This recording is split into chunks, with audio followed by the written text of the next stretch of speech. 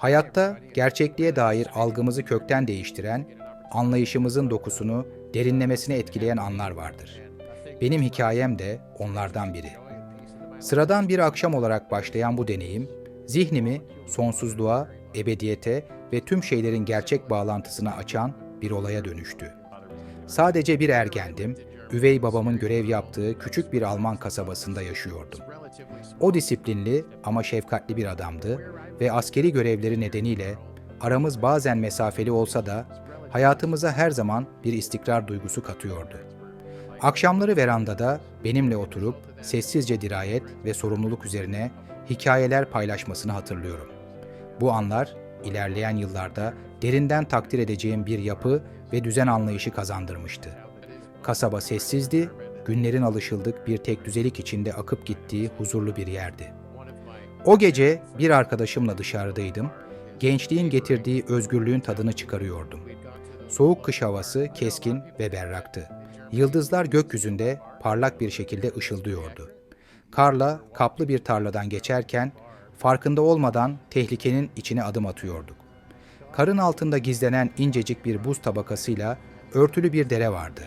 Sonra birdenbire oldu. Geceyi yırtan keskin ve ürkütücü bir çatlama sesi duyuldu. Buz ayaklarımın altından çöktü ve bir anda kendimi dondurucu soğukta, karanlığın içinde buldum. İçgüdülerim beni hayatta kalmak için savaşmaya zorladı. Yüzeye çıkmaya çalıştım ama üstümdeki buz kaskatıydı. Delinmez bir duvar gibi beni hapsediyordu. Yumrukladım, çırpındım ancak tüm çabalarım nafileydi. Nefesim panikle kaçıyor, havaya ulaşmadan suyun içinde kayboluyordu. Yukarıda arkadaşım çığlık atıyordu, buzu kırmaya çalışıyordu. Ama ben sıkışıp kalmıştım. Gücüm tükenmeye başladı, bedenim soğuğa yenik düşüyordu. Sonra teslimiyet anı geldi. Akciğerlerim umutsuzca hava için yanıp tutuşurken kaçınılmaz olana boyun eğdi ve buz gibi su içime doldu. Önce tarifsiz bir acı hissettim ama bu yalnızca bir an sürdü. Sonra her şey sessizliğe gömüldü. Fakat bu son değildi. O sessizlik içinde inanılmaz bir şey oldu. Kendimi uyandığımı hissettim fakat bedenimde değil, buz gibi suyun içinde değil, tanımlanması imkansız bir mekanda. Sanki zamanın ve mekanın sınırlarından kurtulmuş, insan algısının kısıtlamalarından tamamen özgürleşmiştim. Aynı anda hem her yerde hem de hiçbir yerdeydim. Bilinçli bir gözlemci, sonsuz bir boşlukta süzülüyordum. Ne tam anlamıyla bir karanlık vardı, ne de saf bir ışık. Bu, ikisinin de ötesinde bir şeydi. Şafak öncesi loş karanlık gibi, yumuşak bir ışıkla aydınlanan sınırsız bir genişlik. Hava, eğer ona hava denilebilirse, tarifsiz bir bilgelikle yoğrulmuş gibiydi, eski ve bilge bir varlığın kollarında tutuluyormuşum hissi veriyordu. Beni çevreleyen varlık yalnızca sonsuz ve içsel bir şey değildi. Aynı zamanda derinden tanıdıktı. İçimi duyuların ötesine geçen bir sıcaklıkla dolduruyordu. Bu varlık ne belirgin bir şekle ne de bir sese sahipti. Fakat her şeyi kapsayan ve yine de derinden kişisel olan bir bilinçti. Beni tanıyordu ve ben de onu. Sanki evrenin eşiğinde duruyor ve tüm yaratılışı tek bir birleşik varlık olarak görüyordum. Bana her şeyin, geçmişte olmuş her olayın ve gelecekte olabilecek her ihtimalin aynı anda var olduğunu gösteren kozmik bir anlayışın içine çekiliyordum. Ve o an biliyordum. Sadece varoluşun mekanik işleyişini değil, özünü de anlıyordum. Ne geçmiş vardı ne de gelecek, yalnızca sonsuz bir şimdi mevcuttu. Hem inanılmaz derecede karmaşık hem de olağanüstü derecede basitti. Yalnız değildim. Devasa, tarif edilemez ama aynı zamanda çok tanıdık bir bütünün parçasıydım. Orada her zaman bulunmuş gibiydim. Sanki sadece unutmuşum ve şimdi yeniden hatırlıyordum. Bireysellik hissi devam ediyordu. Ancak artık ego ya da kimlikle sınırlı değildi. Ben bendim ama aynı zamanda her şeydim. Tüm bilinçle, geçmişte var olmuş ve gelecekte var olacak her ruhla bağlantılıydım. Benlik ve öteki arasındaki sınırlar çözülüyor, kelimelerle anlatılamayacak bir birlik açığa çıkıyordu.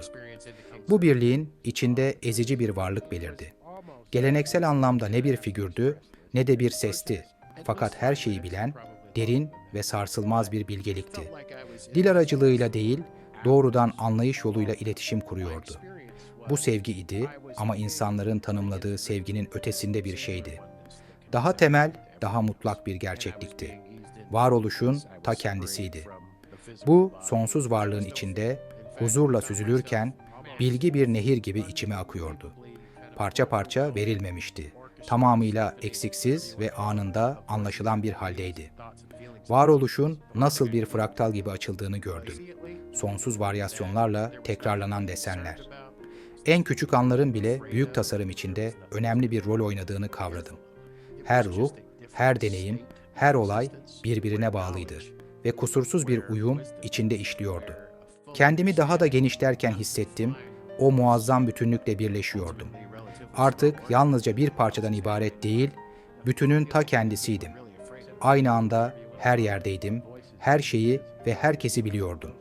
Zamanın doğası, tarif etmekte zorlandığım bir biçimde kendini açığa çıkardı. Doğrusal bir ilerleyiş yoktu. Yalnızca tek bir sonsuz an vardı. Tüm yaşamlar, tüm deneyimler, tüm düşünceler, tüm bilinç aynı anda var oluyordu. Büyük bir kozmik senfoninin içinde yankılanıyordu. Sayısız ruhun iç içe geçmiş kaderlerini gördüm, neden-sonuç ilişkilerinin sonsuz bir genişlikte nasıl birbirine dokunduğunu izledim. Sonsuz bir ışık ağına bakmak gibiydi. Her iplik bir seçimdi. Her kesişim bir etki anıydı. Tek bir karar dışa doğru dalgalanıyor, sayısız hayatı etkiliyor, evreni hem görünen hem de görünmeyen yollarla şekillendiriyordu. Yaşamın kökenlerini, yıldızların doğuşunu, türlerin evrimini, medeniyetlerin yükselişini ve çöküşünü gördüm. Daha önce bilinmezlik perdesiyle örtülmüş olan her şeyin amacı şimdi apaçık ortadaydı. Merhaba, bu videoda belki de daha önce duymadığın ilginç detaylar var. Eğer videoyu izlerken keyif aldıysan beğen tuşuna basmayı unutma. Yorumlarında düşüncelerini paylaşırsan çok sevinirim. Ve elbette daha fazlası için kanalıma abone olmayı ihmal etme. Hadi bu yolculuğa birlikte devam edelim. Gerçek inkar edilemezdi. Hepimiz biriz. Bu farkındalık dünya ile olan ilişkimi tamamen değiştirdi. Daha sabırlı, daha merhametli oldum. Karşılaştığım herkesin içinde kendimin yansımalarını görüyordum. Her çatışma, her sevinç ya da keder anı artık yalnızca bireysel bir deneyim değil, paylaşılan bir gerçeklikti. Bu anlayış, insan bağlarına olan bakış açımı derinleştirdi. En küçük etkileşimleri bile daha büyük bir bütünün parçası olduklarını bilerek kıymetlendirmeme neden oldu. Her acı, her sevinç, her mücadele ve zafer aynı ebedi akışın bir parçasıydı. Sevgi yalnızca bir duygu değil, bu büyük tasarımın en temel unsuru, özünün ta kendisiydi. Yaşamak, deneyimlemek, birbirimizle bağ kurmak, o sevginin en saf halinin tezahüründen başka bir şey değildi. Daha önce kaybettiğim insanların ruhlarını gördüm. Fiziksel dünyadan ayrılmış olanları. Onlar yok olmamıştı. Buradaydılar. Bu ebedi varlığın bir parçasıydılar. Sözlerle değil ama varlıklarıyla bana teselli verdiler. Kimsenin aslında kaybolmadığını hatırlattılar. İçimde bir dalga gibi büyüyen özlem hissettim. Sonsuz bilginin sıcaklığına sarılıp orada kalmak istedim.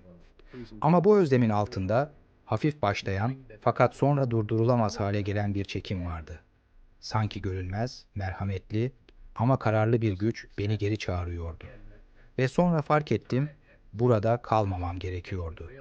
Sonsuz bilginin ve sınırsız huzurun içinde kalmayı ne kadar istesem de içimde bir yankı duyuldu. Henüz değil. Bu kelimelerle birlikte sonsuzluk benden uzaklaşmaya başladı. Bilincim tekrar bireyselliğe daralıyor, sınırsız erişime sahip olduğum bilgi yavaş yavaş siliniyor. Uyandığımda rüyaların unutulması gibi yok oluyordu ve sonra geri döndüm. Bir anda nefes alarak uyandım, bedenim titriyor, akciğerlerim suyu dışarı atıyordu. Yeniden dünyaya dönüşün sancısı, az önce hissettiğim huzurun tam tersiydi. Yanımda arkadaşım vardı. Yüzünde korku ve rahatlamanın garip bir karışımı okunuyordu. Yanımda bir sağlık görevlisi vardı. Az önce bana kalp masajı yapıyordu. Neredeyse pes etmişlerdi. Tıbbi açıdan bakıldığında hayatta kalmamam gerekiyordu. Paramedikler daha sonra bana vücut sıcaklığımın tehlikeli derecede düştüğünü, yaşamsal belirtilerimin neredeyse algılanamaz hale geldiğini söylediler. Oksijen almadan geçirdiğim sürenin geri dönüşü olmayan hasarlara yol açması gerekirdi. Ama tüm mantık kurallarına aykırı şekilde geri dönmüştüm.